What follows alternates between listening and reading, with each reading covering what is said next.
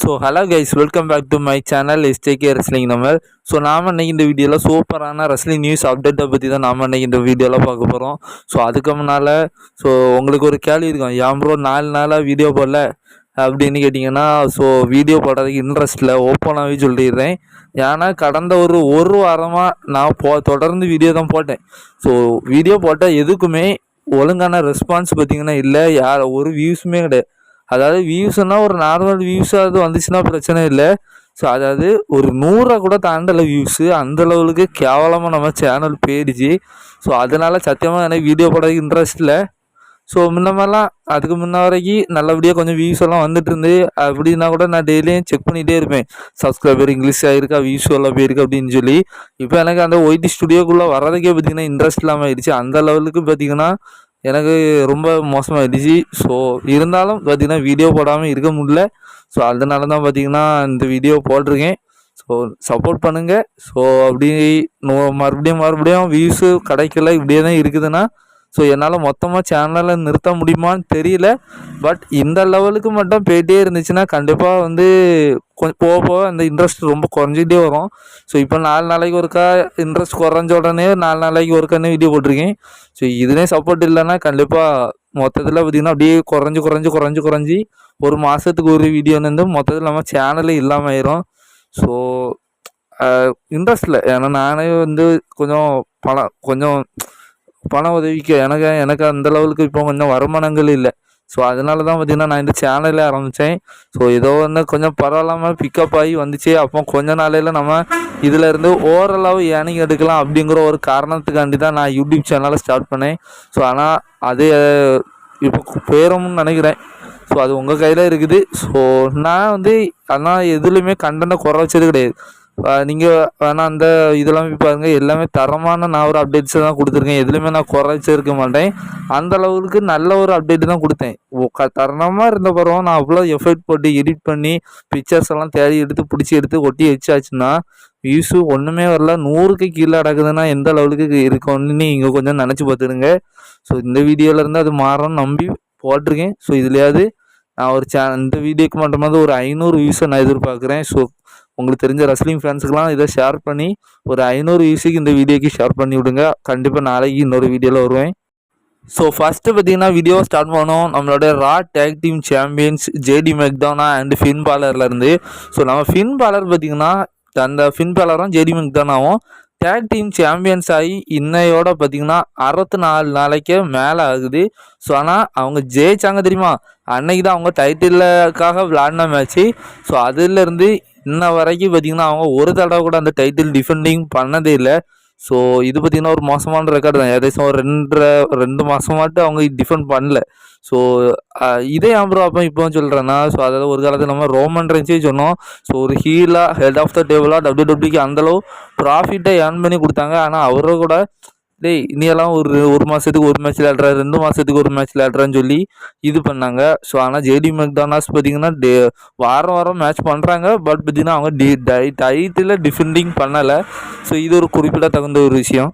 So அடுத்ததாக பார்த்திங்கன்னா AEWவை சேர்ந்த டேனியல் கார்சியா அப்படிங்கிற ஒரு ரெஸ்லருக்கு பார்த்திங்கன்னா ஸோ இப்போ ஒரு ரூமர் செய்தியாக கிடச்சிருக்கு. அதாவது அந்த டேனியல் கார்சியா இன்னும் பார்த்திங்கன்னா AEWவோட கான்ட்ராக்டை பார்த்திங்கன்னா ரீசைன் பண்ணலை அப்படிங்கிற மாதிரி ஒரு நியூஸ் வந்துருக்கு. எனக்கு இவரை பற்றி அவ்வளோவா தெரில. ஸோ இவர் WWE வருவாரா இல்லை ரீசைன் பண்ணுவாரான்லாம் நம்மளுக்கு தெரியாது. ஸோ இப்போ பார்த்திங்கன்னா அப்படி ஒரு நியூஸ் வந்துருக்கு. ஸோ இவர் இன்னும் AEWவில் ரீசைன் பண்ணல அப்படிங்கிற மாதிரியான ஒரு நியூஸ் இருக்குது. ஸோ ரீசைன் பண்ணுவாரா பண்ணலன்னு சொல்லி நம்ம பொறுத்து வந்து பார்ப்போம். அடுத்ததாக இந்த ஒரு பிக்கை பாருங்கள். ஸோ இது பார்த்திங்கன்னா ரீசெண்டாக ரியா ரிப்ளை பார்த்திங்கன்னா அவங்க ஸ்டோரியில் ஆட் பண்ணியிருக்கிறாங்க. ஸோ அதாவது பாதி பார்த்திங்கன்னா டேமேஜும் பாதி ரியா ரிப்ளை மேலே சேர்ந்து ஒரு ஆர்ட் பார்த்திங்கன்னா ஸ்டோரி போட்டிருக்கிறாங்க. பார்க்குறதுக்கு அப்படி தரமாக இருக்குதுல்ல, டெரர் திங்ஸு. ஸோ அடுத்ததாக இந்த ராவில் பார்த்திங்கன்னா பிரான் ட்ரைக்கர் ஒரு விஷயத்தை சொல்லியிருப்பார். There is never been a member of your family to beat a member of mind. அதாவது இது வரைக்கும் உன் குடும்பத்திலேருந்து யாருமே என்ன தோக்கடிச்சது இல்லை அப்படிங்கிற மாதிரி நம்ம ஜேவுசோ பற்றி சொல்லியிருப்பாரு. ஏன்னா ஜேவுசோ நம்பர் 1 கண்டெண்டராக இருக்கிறாரு இந்த இன்டர் கான்டினென்டல் சாம்பியன்ஷிப்புக்காக. ஸோ அதுதான் அவருக்கு பார்த்தீங்கன்னா சொல்லியிருக்காரு. ஸோ இதில் என்ன ப்ரோ இருக்குது, அவங்க 2 வாரம் இனி ஃபைட் பண்ணுவாங்க. ஸோ அதுக்காக ஒரு ஹைப் ஏற்றுறாங்க அப்படின்னு தானே. ஸோ ஆனால் இதில் பார்த்தீங்கன்னா கொஞ்சம் ஆழ்ந்து கவனிக்கிறதுக்கு நிறைய விஷயங்கள் இருக்குது. இவர் சொன்ன ஒரு ப்ரோமோவை வச்சே நம்ம நிறைய விஷயத்த கேதர் பண்ணது மாதிரி இருக்குது. ஸோ அதாவது அவர் இப்படி சொல்லி முடிச்சோன்னா நம்மளோட ஜில்லா ஃபட்டு பார்த்தீங்கன்னா ஒரு ட்வீட் பண்ணுறாரு. ஸோ அதில் என்ன இருக்குதுன்னா, ஸோ அதாவது be careful what you wish for, அதாவது நீ ஜாக்கிரதையாக இருந்துக்க, ஸோ நீ உன் வாயால் கெடுற அப்படிங்கிற மாதிரி அவர் ஜில்லா ஃபட்டு பார்த்தீங்கன்னா ட்வீட் பண்ணியிருக்கிறாரு ப்ரான் பிரேக்கருக்கு. ஸோ அதாவது ஜில்லா ஃபட்டின்னா WWE கான்ட்ராக்ட் போடல. ஸோ ஆனால் அவரும் பார்த்தீங்கன்னா நம்ம பிளட் லைனோட ஸ்டோரி லைனில் இன்வால்வ் ஆக போகிறாரு. சமஸ்லாம்லலாம் அவர் வந்து பார்த்தாரு. ஸோ அதெல்லாம் நம்மளுக்கு தெரியும். ஸோ இதுக்கு மேலே அவர் வந்தார் அப்படின்னா, ஸோ அவர் யார் டீம் இருப்பா, யார் பக்கம் இருப்பா அப்படிங்கிற ஒரு விஷயம் நம்ம இதில் இருந்து ஒரு சின்ன டீஸ் கிடச்சிருக்குன்னு சொல்லலாம். ஸோ அதாவது ஜே உசோ கண்டிப்பாக இந்த பிளட் லைன் ஸ்டோரி லைனில் இனி போகிறார். ஸோ போனார் அப்படின்னா அவர் கண்டிப்பாக ஓஜி பிளட் லைனில் தான் இருப்பார். Roman Reigns, Jimmy Uso, Jey Uso, Sami Zayn இந்த மாதிரி. ஸோ அதாவது ஜில்லா ஃபட்டு யாருக்கு சப்போர்ட் பண்ணியிருக்கிறாரு, சோலா சிக்காவா பக்கமே அவர் போகவே இல்லை. ஸோ அவர் ஜே உசோவை பற்றி தான் பிரான் பிரேக்கர் சொன்னார். அதுக்கு ஒரு பதிலாக தான் பார்த்தீங்கன்னா நீ ஜாக்கிரதையாக இருந்துக்கன்னு ஜில்லா ஃபட்டு சொல்லியிருக்கிறாரு. அப்போ ஜே உசோ பக்கம் தான் ஜில்லா ஃபட்டு நிற்கிறாரு. ஜே உசோ யார் பக்கம் நிற்கிறாரு, நம்மளுடைய ரோமன் ரெயின்ஸ் பக்கம் தான் போகிறார். அவர் தான் ஓஜி பிளட் லைன் ஃபார்ம் ஆக போகுது. ஸோ அப்போ ஓஜி பிளட் லைன் கூட தான் நம்ம ஜில்லா ஃபட்டு மேக்சிமமாக இருக்கிறதுக்கு வாய்ப்பு இருக்குது அப்படிங்கிற ஒரு விஷயம். ஸோ இதில் இருந்து ஒரு சின்ன டீஸ் கிடச்சிருக்கு, பார்ப்போம். அடுத்ததாக திரும்ப வம்புக்கு இழுக்கிறாரு நம்மளுடைய மேட் ரிடிலு.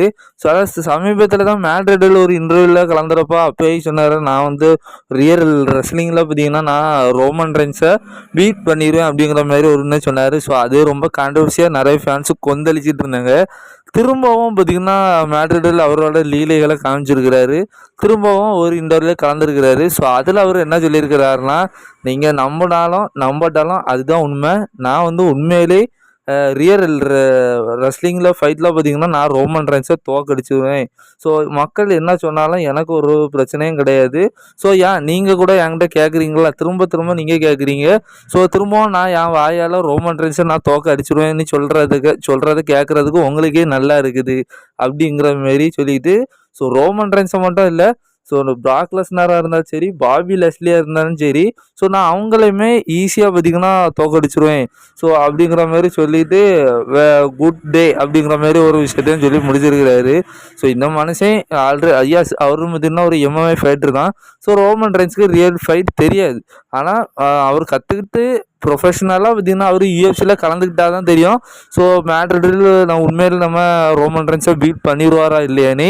ஸோ ஆனால் இப்போதைக்கு இருக்கிற சுச்சுவேஷனுக்கு அவர் சொல்கிறது உண்மை தான். ஸோ ஏன்னா நம்ம ரோமன் ரெயின்ஸுக்கு ப்ரோ ரெஸ்லிங் தான் தெரியும், ரியல் ரெஸ்லிங் தெரியாது. ஸோ ஆனால் அவர் அதுக்கேற்ற மாதிரி கரெக்டாக அது கற்றுக்கிட்டு முறையாக கற்றுக்கிட்டு வந்தால் தான் ரோமன் ரெயின்ஸ்க்கு இருக்கிற பாடிக்கு நம்ம மேட் ரிடில் சப்பிடுவார், அது நம்மளுக்கு தெரியும். ஸோ இப்படிப்பட்ட ஒரு தலக்கணம் பிடிச்ச ஆளாக தான் மேட் ரிடில் இருக்கிறாரு. ஸோ இதை பற்றி நீங்கள் நினைக்கிறீங்கன்னு சொல்லி நம்ம கமெண்ட் செக்ஷன் சும்மா தான் இருக்குது, தீச்சு விடுங்க. அடுத்ததாக பார்த்தீங்கன்னா இப்போ ஜாக் ஆஃப் வார்டு பார்த்தீங்கன்னா நம்ம டாங்கலோவும் ஏதோ ஒரு மேட்ச் கம்ப்ளீட் பண்ணியிருக்கிறாங்க. ஸோ அதில் நம்ம ஜாக் ஆஃப் வார்டு வந்திருக்கிறாரு. ஆனால் அவரோட காலில் அந்த பூட், அதாவது ஒரு இன்ஜுரியில் பார்த்தீங்கன்னா ஒரு பூட் போட்டிருந்தார்ல, ஸோ அது இல்லாமல் இருக்கிறாரு. ஸோ இதன் மூலயமா பார்த்தீங்கன்னா அவருக்கு ஃபேக் இன்ஜுரியோ ரியல் இன்ஜுரியோ, ஸோ இப்போ பார்த்தீங்கன்னா அதை ஒரு அஃபிஷியலாக அந்த இன்ஜுரியிலேருந்து வெளியே வந்துட்டாருங்கிறது இன்னொரு தெரியுது.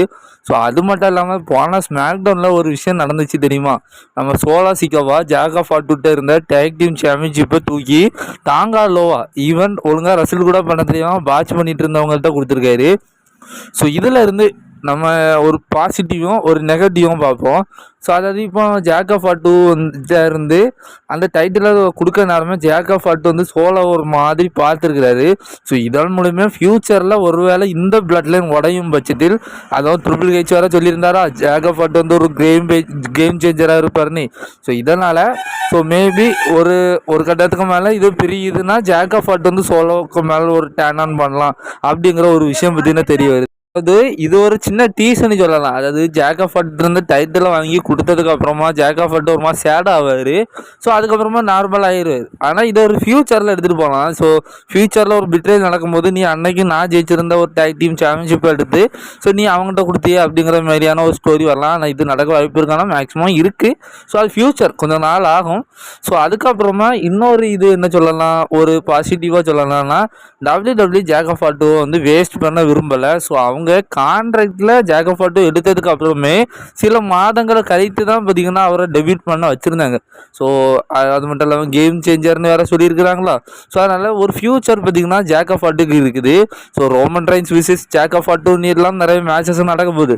ஸோ இந்த மாதிரி சூழ்நிலையில் இந்த டேக் டீம் சாம்பியன்ஷிப், அதாவது நம்ம சொல்லியிருந்தோம் ஜெமிஸோ ஒரு வேலை ஏதோ ஒரு மூலயமா, அதாவது இப்போ டேக் டீம் சாம்பியன்ஷிப்பை பிளட் லைன் வந்து டிஃபெண்ட் பண்ணுறாங்கன்னா, ஸோ ஒரு காரணத்தினால பார்த்திங்கன்னா ஓஜி பிளட்ல இன்னும் ரீயூனியனுக்கு அப்புறமோ இல்லை ஜெம்மிஸோ ஏதாவது இன்டர்ஃபியர் மூலயமா பார்த்தீங்கன்னா இந்த டேக் டீம் சாம்பியன்ஷிப்பை இந்த நியூ பிளட் லைன் தோக்குதுன்னா, ஸோ அதில் ஜேக்கப் ஃபால்ட்டும் இப்போ தோற்றுருவார். ஸோ அதில் கொஞ்சம் வீக் ஆகிடக்கூடாது அப்படிங்கிற ஒரு காரணத்துக்காக கூட WWE ஜேக்கப் ஃபால்ட்டு அந்த டைட்டில் பிடிங்கிருக்கலாம்.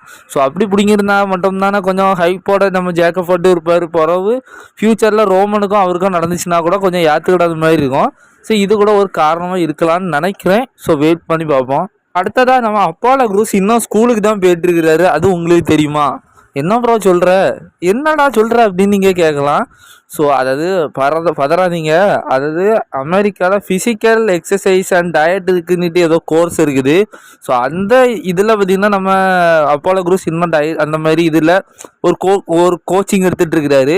ஸோ அதில் தான் அவங்க ஸ்கூலு அந்த ஒரு இதை மீன் பண்ணி அவங்க சொல்கிறாங்க. ஸோ அதுக்கான ஒரு degree, master degree of physical exercise and டயட்டுக்கான ஒரு கோர்ஸை முடித்து அந்த டிகிரியை எடுக்கணும். ஸோ அதுக்காக தான் அவர் பார்த்திங்கன்னா அந்த ஒரு கோர்ஸை பண்ணிகிட்டு இருக்கிறாரு அப்படிங்கிற மாதிரி ஒரு விஷயங்கள் இருக்குது. ஸோ அது எல்லாம் ஒரு இன்டர்வியூவில் தான் சொல்லியிருக்கிறாரு. ஸோ அதே இன்டர்வியூ கூட அவரோட ரிட்டையர்மெண்ட்டை பற்றி சொல்லியிருக்கிறாரு. ஸோ அதாவது அவர் பார்த்திங்கன்னா அவருக்கு தேவையான மணி, அதாவது இப்போ அவர் குழந்தைங்க குட்டிங்கன்னு இருக்கிறது இல்லை. ஸோ அவங்களுக்கான படிப்புக்கான செலவுகள், ஸோ அவங்களுக்கு தேவைக்கு ஒரு சேவிங்ஸு நிறையா அவர் இறங்குறது வரைக்கும் தேவையான ஒரு மணி அவருக்கு போதும் அப்படிங்கிற ஒரு லெவலுக்கு WWEலேருந்து சம்பாதிச்ச அதுக்கு அப்புறம் அதை சம்பாதிச்சு முடிச்சதுக்கு அப்புறமா நான் ரிட்டையர்ட் ஆக போகிறேன் அப்படிங்கிறத சொல்லியிருக்காரு. அதாவது அவருக்கு தேவையான மணி கிடச்ச உடனே நான் ரிட்டையர்ட் ஆகிடுவேன், என் குழந்தைங்க கூட டைம் ஸ்பெண்ட் பண்ண போகிறேன் அப்படிங்கிற ஒரு விஷயத்த சொல்லியிருக்கிறாரு. அது இப்போவே நடக்குமானா தெரில. ஸோ அவருக்கு தேவைக்கு, அதாவது அவர் லைஃபுக்கு தேவையான அளவுக்கு அவர் இந்த WWE பிஸ்னஸ்லேருந்து பணம் சம்பாதிச்சதுக்கு அப்புறமா அவர் ரிட்டையர்ட் ஆகிறேன் அப்படிங்கிறத சொல்லியிருக்கிறாரு. அடுத்ததாக பார்த்திங்கன்னா நம்ம AEW சாம்பியன் நம்மளுடைய பிரையன் டேனியல்சன் தான். ஸோ அவரும் பார்த்திங்கன்னா அதை நம்மளோட கடைசி வீடியோ கூட, ஸோ அந்த ஆலின் பேப்பரில் நடந்த டேனியல் பிரையனுக்கும் ஸ்ரீலாண்டுக்கும் நடந்த மேட்சை பற்றி தான் நம்ம கடைசியாக பேசியிருந்தோம். ஸோ அதுக்கப்புறமா அவர் பார்த்திங்கன்னா அந்த ஷோ இன்னொரு AEW ஷோவில் கலந்துருக்கிறாரு. ஸோ அதில் டைட்டிலில் தூக்கிட்டு வந்து அவர் என்ன சொல்லியிருக்கிறாருன்னா, ஸோ எஸ் இது நான் வந்து ரிட்டையர்ட் ஆகக்கூடிய, நான் வீட்டுக்கு போகக்கூடிய நேரம் தான். ஸோ ஆனால் இருந்தாலும் நான் இப்போதைக்கு ரிட்டையர்ட் ஆகிறது மாரி இல்லை. ஸோ ஏன்னா என் கையில் இப்போ AEW சாம்பியன்ஷிப் இருக்குது. ஸோ இது என் கையில் இருக்கிறது வரைக்குமே நான் ரிட்டையர்ட் ஆக மாட்டேன். ஸோ இப்போதைக்கு நான் இந்த சாம்பியன்ஷிப்பை டிஃபெண்ட் பண்ணி சண்டை போடக்கூடிய நிலைமையில் இருக்கிறேன் அப்படிங்கிற மாதிரி சொல்லியிருக்கிறாரு. ஸோ அது மட்டும் இல்லாமல் அவரோட நெக்கில் ஒரு இன்ஜுரிக்கான சர்ஜரி வேறு இந்த வருஷம் டிசம்பர் மாதத்துக்குள்ளே அவர் வந்து அதுக்கான சர்ஜரி எடுப்பேன் அப்படிங்கிற மாதிரி சொல்லியிருந்தார். பட் இப்போதைக்கு அது என்ன கண்டிஷன் நம்மளுக்கு தெரில. ஸோ இந்த டைட்டில் இருக்கிறது வரைக்கும் அவர் சர்ஜரி பண்ணுவாரா மாட்டாராங்கிறது ஒரு சின்ன கேள்விக்குறியாக இருக்குது. ஸோ இப்போதைக்கு அவர் இந்த மாதிரி சொல்லியிருக்கிறதுன்னு நினச்சி நீங்கள் என்ன சொல்லியிருந்தீங்கன்னு சொல்லி கமெண்ட் பண்ணுங்கள். ஸோ ஃபைனலாக பார்த்தீங்கன்னா WWE ரொம்ப நாள் கழித்து பார்த்தீங்கன்னா வின்ஸ் மெக்மேனோட ஒரு விஷயத்தை பற்றி அவங்க பண்ண போகிறாங்க. ஸோ அது என்னென்னா வேற ஒன்றும் இல்லை, ரீசெண்ட் டைமில் டாக்குமெண்ட்ரின்னு சொல்லி ஒவ்வொரு ரெஸ்லர்ஸ்க்கும் பார்த்திங்கன்னா வெளியிடுவாங்கல்ல. இப்போ கூட ரீசெண்டாக பெக்கி லிஞ்சுக்கு பார்த்திங்கன்னா வெளியிட்ருந்தாங்க.